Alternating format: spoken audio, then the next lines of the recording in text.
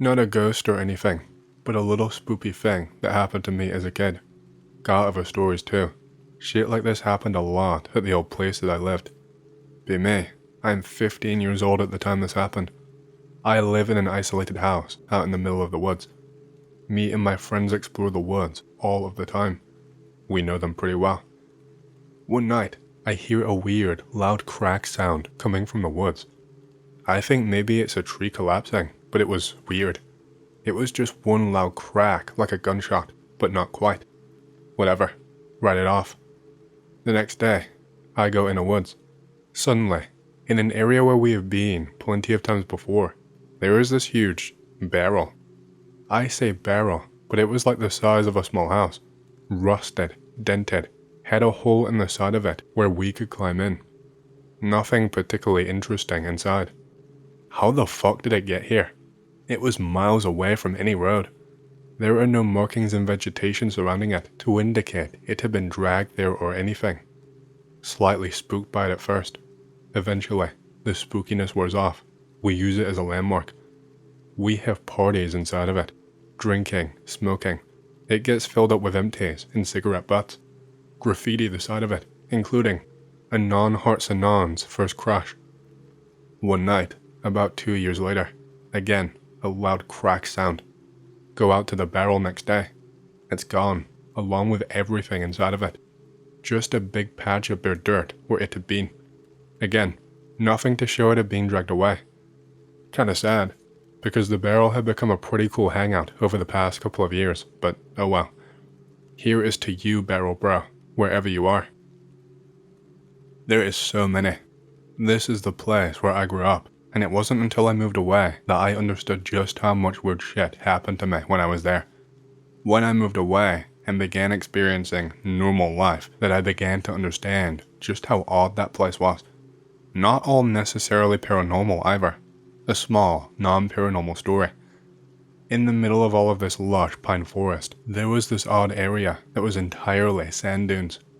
This is not the only weird thing I saw happen there either. It's a great place for sledding when it snowed. My dad worked as an EE for a company that had a manufacturing site way out in the woods for some reason.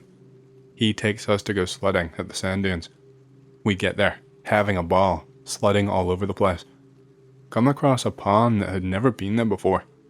The pond is not frozen over, and it is crystal fucking clear. There is no plant or animal growth or mud or anything, except for one thing. The water is slightly blue. My dad sees this and gets angry as hell. He tells us to get in the car. We go home, and he makes a phone call to work to scream at someone. He tells us not to go to the sand dunes until he tells us that we can. The next time that we go, the pond is gone. Another time, I was hiding in the woods at the edge of the sand dunes while watching black helicopters land there. Note that there was no nearby military base, or really anything nearby really. Or, if you want something a little bit more weird, be me, about 12 years old at the time this happened. It is pouring rain outside, and it is nighttime. I had just gone out to get our dog out of his pen to bring him inside out of the rain, because he was still a bit of a puppy and a moron. He broke out to run into the woods. I grab my flashlight. I go into the woods looking for him. I am pretty deep into the woods by now. I can hear him crashing around through the brush. Suddenly, to my left, I hear some grunting noises. Almost like a pig, but more guttural. I freeze. I take a step toward the noise. I hear a loud thump as something flops through the brush. I am kind of spooked, but I always felt safe when my dog was nearby. I figured if it was something really bad, he would have seen it and started barking at it when he tore through the woods. Plus, I can still hear him crashing around the woods pretty close by, so I'm not too worried. I shine my light through the brush and push some branches aside. Holy shit. It is just the biggest fucking toad I have ever seen. When I say big, I don't mean just like a normally big toad. I mean that this thing was easily bigger than a raccoon. I realized that the grunting sound I heard earlier was its croak. Something is off about it. It's not just a supersized toad. It doesn't look quite like the other toads I had occasionally caught. The eyes are set much further back in its head, almost near its stomach, than normal. Of course, I immediately want to try to catch it. I reach my hand out for it. It opens its mouth to re at me. I realize what else is different about this toad.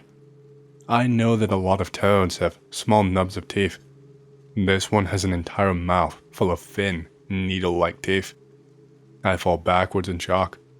The toad hops away, crashing through the brush. I gather my dog. I tell my family about the huge fucking toad I saw.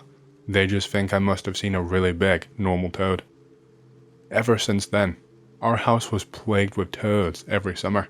Literally dozens of them hopping around the yard at any given time. There were lots of things that don't necessarily make for a good story. For example, one day, me and my friends, all of us, experienced not a few minutes, not an hour or so of deja vu, but an entire day that we all swore up and down had happened before, exactly. There was other weird stuff too. Electronic appliances would turn themselves on pretty often, and one microwave we had curiously remained on, even after being unplugged. Then there were the people, like the old lady down the street who would always give us children's crayons drawings to deliver to her granddaughter at school. I later found out that her granddaughter had died in a car accident. No idea she was making these drawings herself out of dementia or something. Or the time, as little kids, we found the humongous skull of some animal poking out of the ground. So big, we all thought it was an elephant skull, not realizing that elephants would not be where we lived.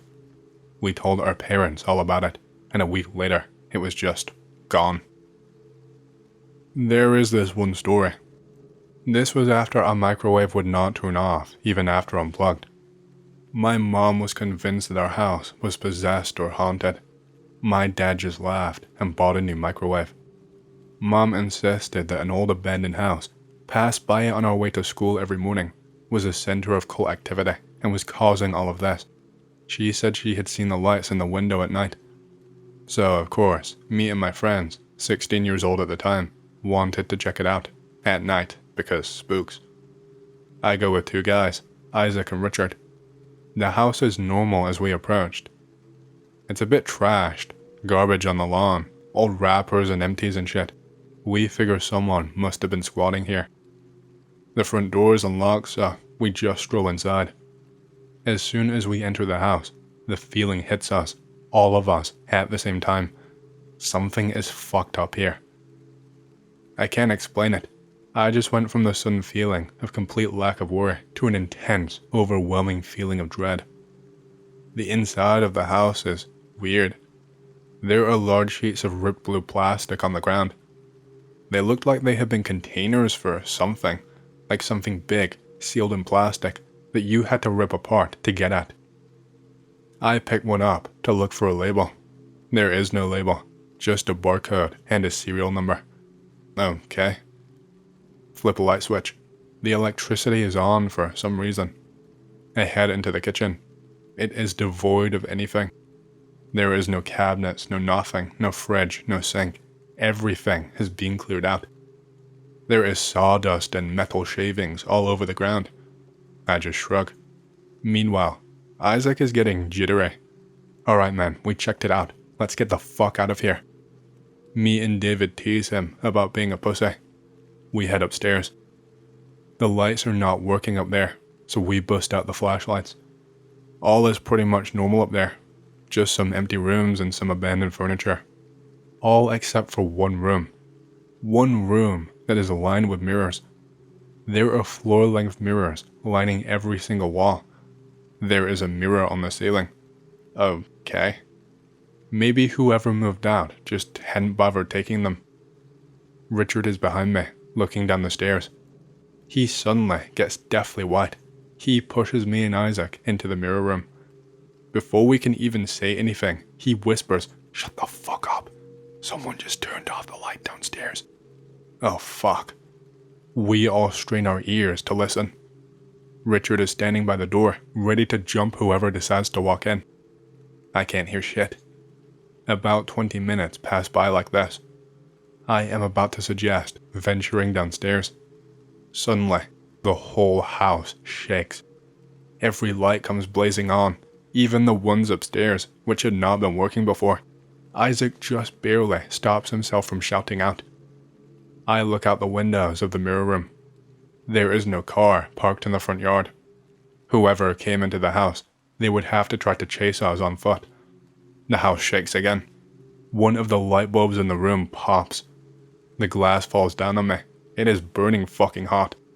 Fuck it. It is time to run. All three of us stampede down the stairs. The basement door is open. It sounds like something is running down there, like a washing machine crossed with a lawnmower gone wild. As we dash past the door, I hear someone yell out, "Is someone there?" from the basement. We run into the woods. We are about halfway back home. We calm down a bit. We decide to stick together and drop Isaac off at his house first, then me, and then Richard, since his house was the closest walk from mine. He would spend less time walking alone than the rest of us. I call him to make sure that he gets home fine. He does. The next day, the abandoned house is burned the fuck down. I asked my parents about it. Dad says the fire department just used it for practice. I returned to the empty lot a few days later. The basement had been filled with cement. Anyway, here is another one. It's summertime. It's my freshman year. It is raining outside, so I am inside playing Vidya. The door opens up. It's my dad. It's a little weird. He never usually comes home during the day. He is always busy at work. He looks at me with a weird expression on his face, like he's shocked to see me. And on, "Hey Dad, what are you doing home? I took the day off from work. Do you want to go mini golfing when the rain clears up?" Sure Dad." He goes to his room. I continue playing Vidya. An hour or so later, the rain clears up. I get up to go fetch him.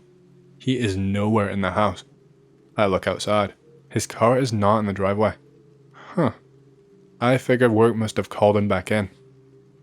Later that night, my dad comes home. I ask him what was up with him leaving that afternoon. He looks at me like I am on drugs. "I never came home this afternoon." Okay. I play it off. "Oh, I must have dreamed it during a nap or something." And here is one last one. I had a cat when I was younger. The thing was an absolute ninja. It would find ways outside when all of the doors were closed. It would find ways inside when all of the doors were closed. It would find ways into the wall. For some reason, Dad never got it neutered like the other cats that we had. It gets pregnant. 3 kittens. Absolutely adorable. One little tortoise shell kitten really seems to like me. I name her Spooky. I want to keep them, but Dad says no, we have enough cats. "Don't worry, I will bring them into work. People there will want them." One night, a few weeks later, after all of the kittens had been adopted, I wake up to a tiny mew in my room. I look to my right. It is Spooky on the floor of my room. How in the hell? As I am watching her, she walks right through my fucking wall. What the fuck? I am sitting there wondering if I just hallucinated this. As I am looking at the wall, a man wearing a weird orange suit pokes his head through my wall. Only his face and upper body are visible. He backs out like he doesn't even see me. I am freaking the fuck out. I am awake all night long. In the morning, I try and rationalize it to myself that it must have just been a dream. However, for the next few months, every once in a while, I would hear a tiny little mew and sometimes see Spooky, whether I was outside or in my room. I never again saw the guy in the orange suit though. Hey, hope you've enjoyed the story so far. If you want to hear more, make sure to subscribe, like the video, and leave a comment because it lets YouTube know you like the content and helps more people to see these videos. My next big goal for the channel is 100,000 subscribers, and as a celebration, I will be doing a Q&A video once we hit that goal. Thank you, and back to the stories. Be me. I am in 8th grade. I'm in English class. My English teacher is this really weird guy, really charismatic but soft-spoken, and gets offended really easily at kids making fun of him, and he talks really candidly about morbid subjects. An example, I have moved to this new school at the beginning of 8th grade, and as well as being an English teacher, he was vice principal. so he was in charge of showing kids around and interviewing them. In the first 20 minutes, he goes on a massive tangent when we talk about public versus private school. He was principal of a private school, to the point where he starts talking about the massive suicide rate in places like Denmark due to minimum sunlight. Both me and my mom immediately realize he is fucking weird. Anyway, back to the class. Around April, have had an entire year with him. For the most time, he is normal, with a few exceptions, like the fact that he would inject some hardcore Christianity in our lessons on philosophy. One day, he gave us the old philosophical puzzle of whether to save yourself or everyone else in a boat if it were you and 5 other strangers. He literally says, "Since I know for sure that I am saved, and the strangers might not be, I am completely alright with letting the rest of the party die." It was at this point that everyone in the class was freaked out. Still, what could you do? It was a Christian school and it may have been weird, but what did we pay for? We had this little conversation outside in the preschool playground. That was the only reason for us to go outside to this little playground, to have him establish to us that he would let everyone else die because of his beliefs. On the way up, he stops this kid Marcus from exiting the playground. With all of the students giggling, he starts pushing Marcus's chest down, making him lose balance and slide off the kid's apparatus he was on. He continued to have his finger on the kid's chest as he goes to the ground and pins him there. He does this shit many times with Marcus. Marcus is a class favorite of his. I distinctly remember getting pissed that his terrible essays were getting higher grades than mine, even though I was a little tryhard. It was a few weeks before the fateful day. We were reading Lord of the Flies. Basically a story about a bunch of kids stranded on an island. Story about how societies are formed, etc. No joke, he literally gets up at the end of class and states to us all, in the spirit of the Lord of the Flies, we are having a little excursion for a few days in Sipsey. Sipsey is the largest and most remote wilderness area in Alabama and Mississippi. Oh yeah, and it's strongly suggested that the boys come. Jessica, you can come if you want, but you don't have to. Jessica was the only girl in our class. Safe assured, I was not going to go on that motherfucking buttfuck safari. Sure enough though, people started signing up. A few days after loudly exclaiming to my friends that I was not going anywhere with that freakish English teacher, I start to feel bad and left out. I think of telling my mother and asking if I can go. I ask her, and she says sure, but she would have to get it confirmed with the school. Both me and my mother miraculously forgot, and when the deadline for signing up was approaching, I just decided to forgo it and take a test instead, with a few days break. This is the last day we do anything constructive in the class. The deadline is coming closer. I heard through the grapevine that the majority of the kids' parents found out about the trip and removed them from attending, mostly out of convenience issues. We were supposed to have finished the book by the time this trip was to happen. I spend the next week just reading and taking notes in class. One day, the teacher shows up to class in a sweatshirt, looking hungover. He literally came in every single day wearing a suit. Something is wrong here. Today we're going to make a little change and not read Lord of the Flies. Today, I am going to teach you about the Mobius Strip.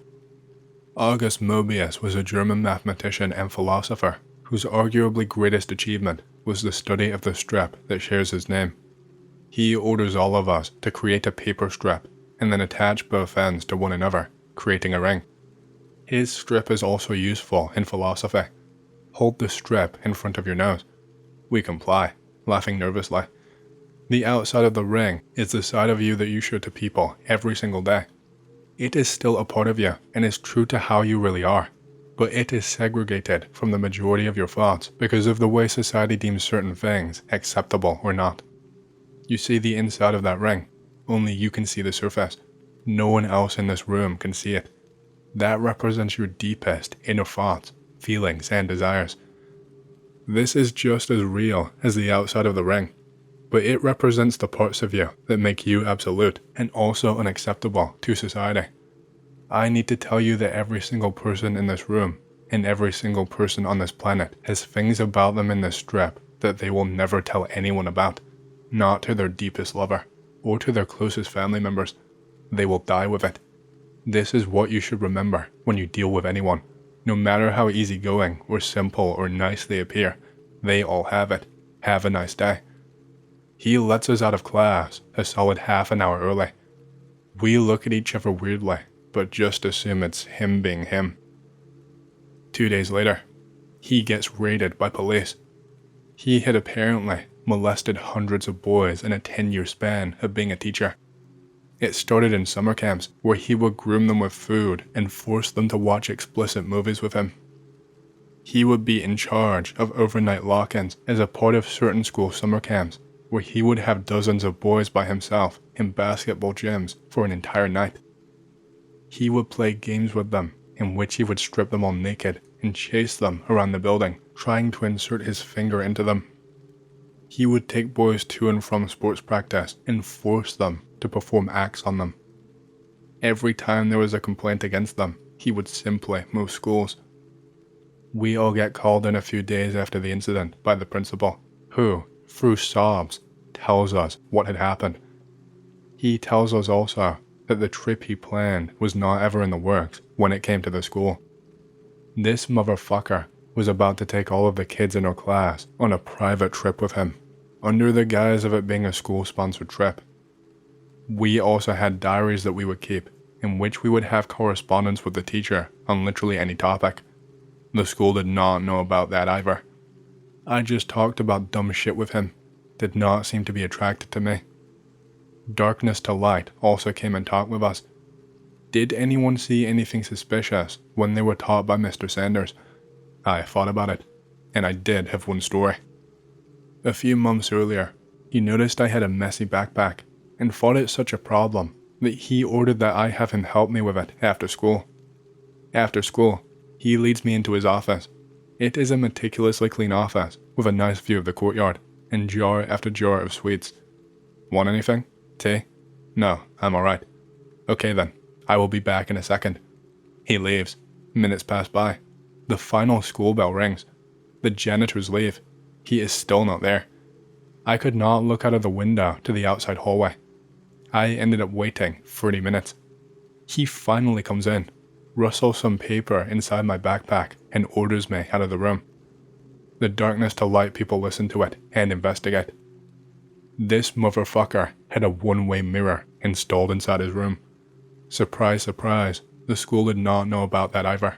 They told me and my mother about this. We left the next year to go to a nice-ass boarding school out of state because I tried my ass off and was a star baseball player. The school lost a shit ton of students I came to find, and as a result, went from an up-and-coming school in my town to basically a preschool attached to a church. His wife had to skip town, as well as his children. So, yeah, that is the creepiest thing I've ever gone through. Me. I am 11 years old at the time this happened. I am Scottish. I live in the rural/suburban south side of Glasgow. Me and 3 other friends are playing near a forest/field boundary. There is a drain planted on the border trench of the field. It was the first time we had ever seen it open. My friends dare me to go down there. I say I will go if someone else goes first. The joker of the group, my best friend to this day, agrees to go down first. He climbs down the rusty-ass ladder and I follow him. We start to hear shit splashing about at the bottom of the drain. My friend stops climbing down. He freezes stiff. What's up, P? Get the fuck back up now, ass. Okay, fuck.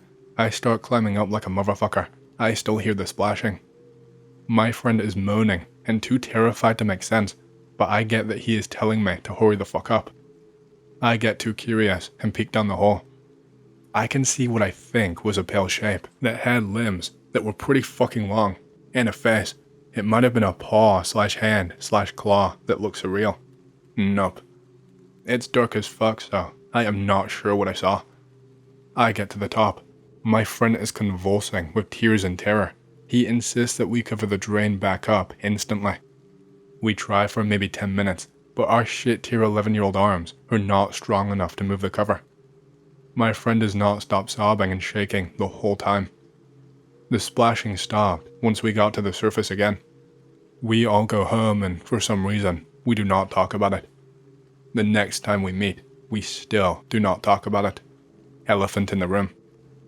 The third time we meet, I ask P what he saw. He does not answer me. He is still in shock, I suppose. Fast forward till we are 16 years old. Me and P are still best buds. I eventually ask him what he saw, assuming that he would be more mature now. He tells me it was shaped like a child, but with a fucked up face and really long limbs. He said the face had eyes that were not aligned and a slit for a mouth. There were no paws or claws, I asked him, so they must have been hands. He said it stared at him the whole time that we were climbing back up and was splashing and motioning towards the bottom of the drain. He said he felt like a part of him wanted to go down and play with it. I got freaked out at this point and asked to stop talking about it. We still talk about it sometimes when we are drunk and alone. Be me. I am preschool age at the time this happened, circa 2000 to 2001. My parents sent me on extended vacations to my grandparents in Ohio. It's a cool farmhouse in the hills. There is an Amish settlement nearby. The closest real civilization was like a combo gas station, Pizza Hut, / country bar several miles up the road. I have lots of fond memories, even though that place is definitely haunted, and I had a lot of nightmares there. I am being driven up to the house by my grandpa. We are passing by a house with a guy standing in his front yard. He flags down my grandpa and points to his driveway. He looked to be in his 50s, creepy looking, like very thin and spindly torso and legs with bulky arms and a gaunt face. Grandpa turns back to me and says to stay low because he eats children. My grandpa gets out of the car and locks the doors. He follows this guy over to his garage. They talk outside for less than 2 minutes. My grandpa hurries back to the car. He burns rubber out of the driveway. We almost slip off the opposite side of the road and down the hill. It is days to a week later. The creepy guy comes to the house while I am playing outside. He drives an old 50s to 60s Ford that was spewing black exhaust. The truck had a bunch of black bags and junk in the back. He steps out of the truck, staring at me, grinning ear to ear. My grandpa comes out from the barn and starts leading him that way. My grandma comes out from the house at the same time and takes me inside. I am not allowed outside until that guy leaves. A couple of days later, I am supposed to be sleeping downstairs in Uncle's old room. Old house is creepy as fuck at night. It makes all manner of noises. I hear shit outside.